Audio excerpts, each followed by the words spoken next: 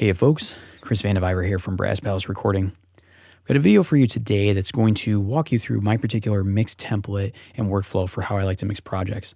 I thought this would be very helpful for just about anybody, from those of us who are getting started and getting our feet wet with mixing and looking for a guiding light or just, an example of how one might mix, to those of us who have been mixing for a while.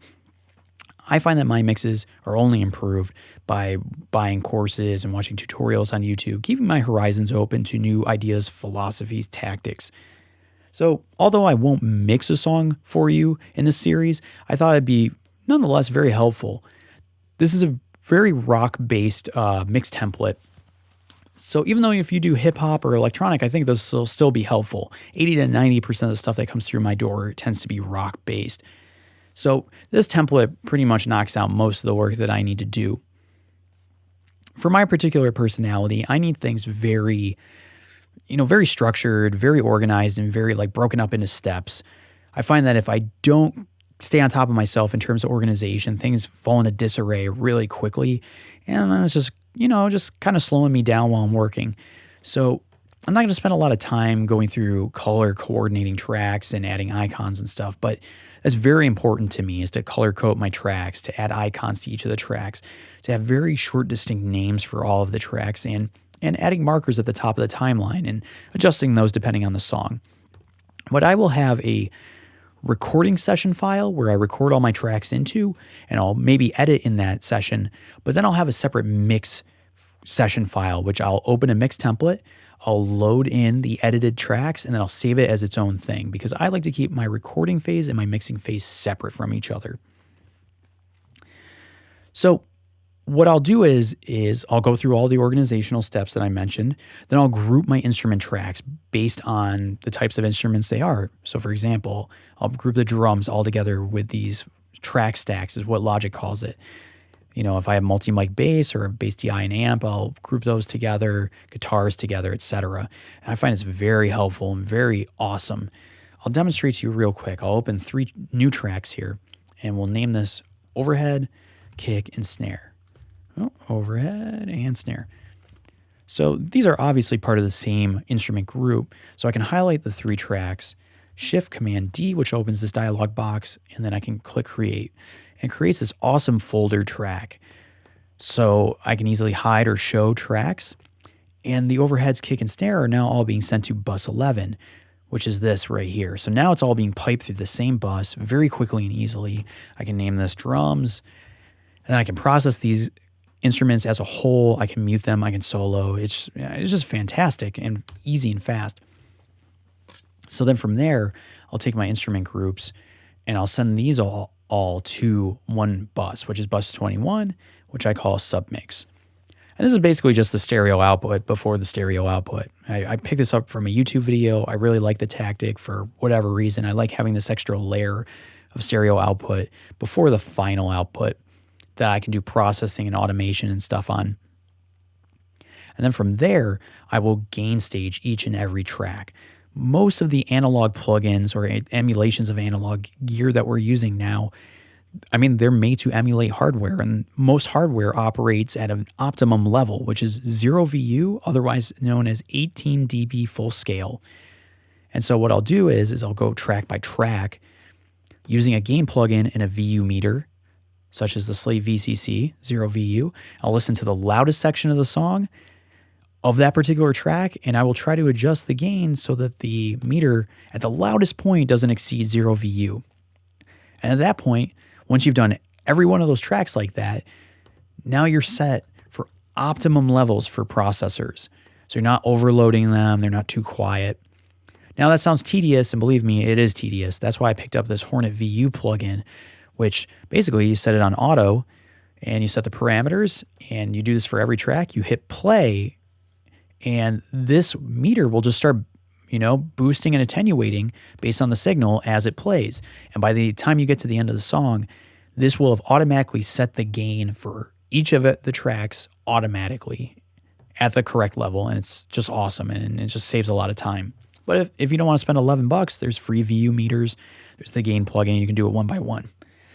So now for me, I like to sculpt at the bus level. I like to start with buses instead of individual tracks. In my opinion, The way I look at it is that it's like a sculptor. When a sculptor is going to start sculpting a statue, he doesn't start with, or she doesn't start with the nose and the eyes of the statue right out the gate. It starts with just getting the basic form out of the stone and then works to the specific details. I feel like that's perfectly synonymous for mixing. It's like, why would you start with a kick drum when the drums as a whole need to kind of be shaped first? I just think that you're focusing on the details a little too soon. I don't like to start at the bus level. I feel like that's doing the mastering engineer's job before the mastering engineer had a chance to do their job. So I start at the bus level. And I find with drums particularly that drums, they need the most finessing. They need the most in terms of dynamics and EQing, for me and for my particular circumstances. So I like to start with the drums and really go to town on the drum bus. And then everything else, the bass, the guitar, seem to fall around the drums a lot easier because I've made a lot of room for things to exist. So I'll just quickly go through my processing chains for the drums. So I use analog EQs at the bus level. I use the Sonomus EQ Pro. Don't get too hung up on the particular processors. It's just, these are the ones I like to use. I find it's a gentle EQ, and I'll do some tonal shaping. Usually it starts with a boost in the high end, probably some cutting of the mids for boxiness, a little bit of a boost for the kick.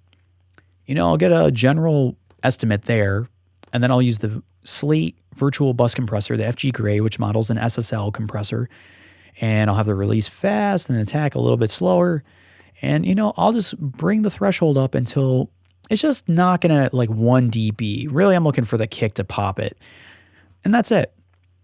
And then I have the Sound Toys effect rack, which I love. And I'll throw on Decapitator depending on the situation. I won't add any drive or anything. I'll just flip through these particular settings, these emulations, and just find the one that seems to sit well with me for the drums. So I'm adding more analog saturation. Saturation is just like the subtler version of distortion. I'll use the side Q from Sound Toys, so a second layer of EQ, which I'll probably do a little boosting the high end, the low end, a little cutting around somewhere in the mid range. So a little bit of a 2 times the smile EQ effect, but I find it really helps for me particularly. And then the Devil Lock, which I love Devil Lock. I use it very, all over the place in my mixes for parallel compression because this thing just smashes things.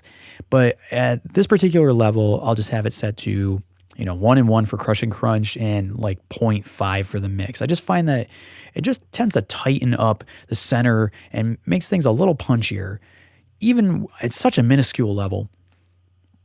So I throw all these analog emulations on the bus level because I associate analog emulations with more tonal shaping, where I associate, the more dry, EQs that are included in Logic and probably your DAW as surgical and more for cutting away things.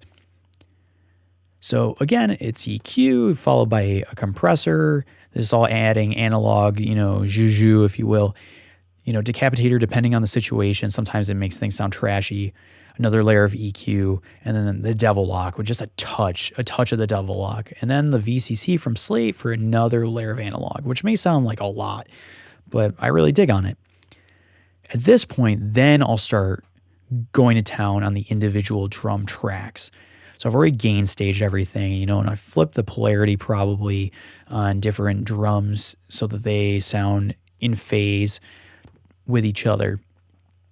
And then I'll use the linear EQ. And I found with the linear EQ, I use it just for high passing, but with a particular instrument like the drums that is, a holistic instrument, it's many instruments that make up one instrument, that when I start high passing with the channel EQ, the regular one, I notice that the phase starts to rotate. I can't think of a less scientific-y term, but the phase starts to rotate, and the snare that sounded fat before will start to sound thin and disappear.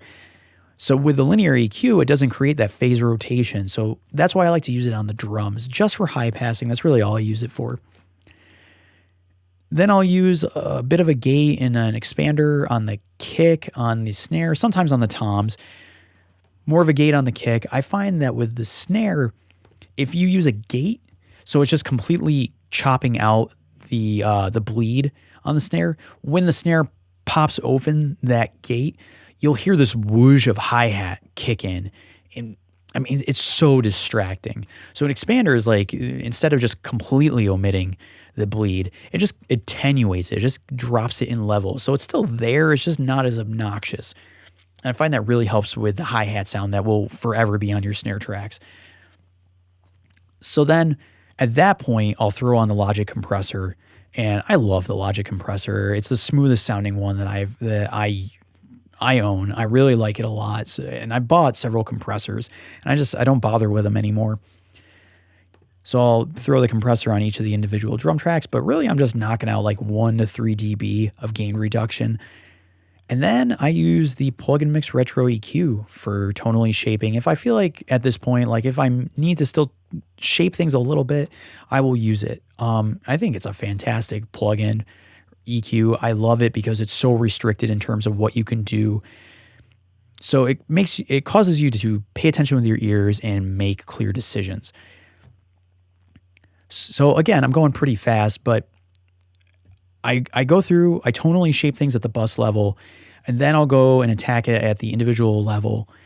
And at this point, I've noticed with drums, I don't like to use drum samples personally. I like to give the drummer credit that they played their instrument and that they knew what they were doing when they played the instrument. And I mean, there's a whole nother level of problems when it comes to adding drum samples or replacing.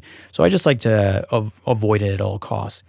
So, but you can't crush everything with compression because then things will sound lifeless and they'll disappear in the mix and they'll sound impotent. So I use a great deal of parallel compression on my drums. I will start with a drum crush channel. And like I said, I use the Devil Lock on everything. So I'll have the Devil Lock with crush and crunch set to 2. And it's basically like crush is compression, crunch is distortion. I'll set it to fast and I'll have it, all the way up. And then I'll just blend to taste. So I'll listen to the drums and I'll just kind of blend it till it sounds good. But then I'll also have a kick crush, and I'll use the enveloper, and I'll totally kill the sustain. This is a transient shaper. I'll kill the sustain on the instrument and smash it with a Devil Lock because it doesn't take much to smash with the Devil Lock. And then I'll blend that. And then I have a snare crush. And then more often than not, I have a tom crush. So whereas I see the compressor, it brings down the ceiling on instruments, parallel compression brings up the floor. It's like I'm not destroying the transients of the instrument, but I'm just fattening them up and I'm making them more sturdy. So I bring down the ceiling a little with compression. I bring up the floor, I guess, quite a bit with various parallel compressed tracks. And I really am focusing on just getting the dynamics as sturdy as possible without omitting the drums or destroying the drums with compression. At that point, I have this thing called drum lift, which is a aggressively high-passed parallel channel up to 2K. And I use the Slate Revival plugin, and I just set the shimmer all the way to 100%. So we're adding a lot of harmonic information at the top end, and I will blend that in to add presence, to add that air to the top of the instrument. I find it works wonderfully for that, So now I've processed the drums. I've added, various levels of parallel compression to make it sturdy. I've added some presence with a parallel channel. And then I have my drum reverb, which more often than not is this Valhalla vintage verb, though I'm a huge fan of the included space designer. I think it sounds awesome for drum rooms. So I'll send my individual drums to that, and I'll blend to taste.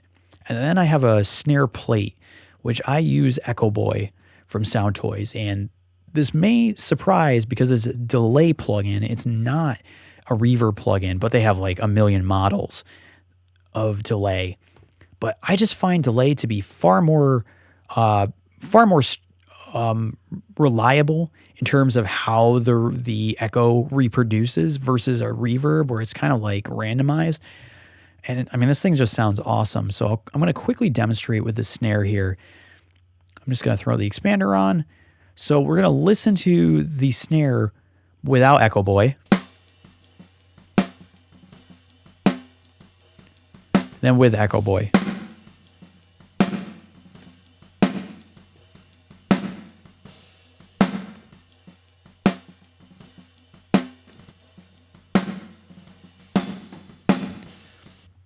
I mean, I just think the thing sounds awesome. So that's pretty much how I process drums. I hope that was helpful to you. In the next video, we'll talk about bass and guitars. Thank you.